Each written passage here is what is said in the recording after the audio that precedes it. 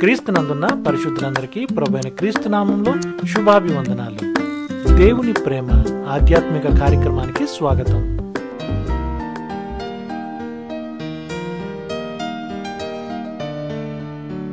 వారు పాడుటకు స్తుతించుటకును మొదలుపెట్టగా యెహోవా యూదా వారి మీదికి వచ్చిన అమ్మోనీయుల మీదను మోయాబీయుల మీదను శేయీరు మన్యవాసుల మీదను మాటుగాండ్రను పెట్టెను గనుక వారు హతులైరి.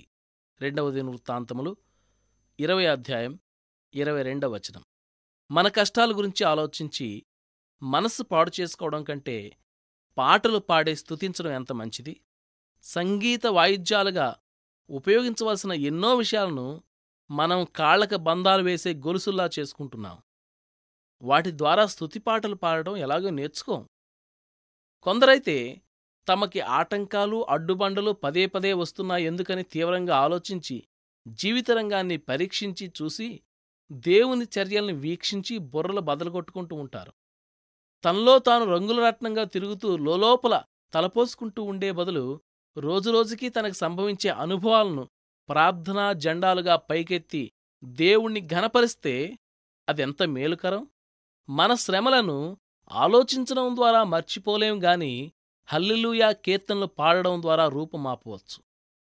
ఉదయాన్నే పాటలు పాడండి. పక్షులు మీతో శృతి కలుపుతాయి. పక్షులు ఉన్నంత హాయిగా ఏ దిగులు లేకుండా నాకు తెలిసినంతవరకు మరే జీవి ఉండదు. సాయం సమయాల్లో పాడండి. పిచ్చుకలు నిద్రపోయే ముందు చేసే ఆఖరి పని అదే. వాటికి ఆ రోజు పని ముగిసింది. గూటికి చేరుకున్నాయి.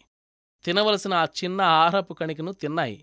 ఇక చిటారు కొమ్మపై చతికిలబడి గొంతెత్తి దేవుణ్ణి కీర్తిస్తాయవి.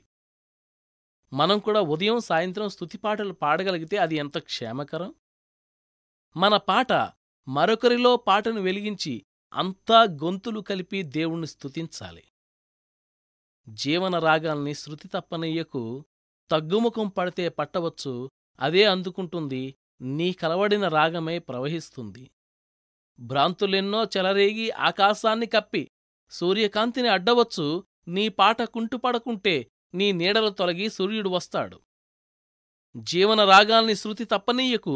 గొంతు తడబడితే తడబడవచ్చు, స్వరానికి గ్రహణం పట్టి అదుపు తప్పవచ్చు, ఆత్మలో నీ పాట సాగిపోని. జీవన రాగాన్ని శృతి తప్పనీయకు. ఇక్కడుండగా ఆత్మలో మోగని, అక్కడికి చేరినప్పుడు వెంటాడుతుందది, మరో ప్రపంచంలో నీతో పాటే ఉంటుంది.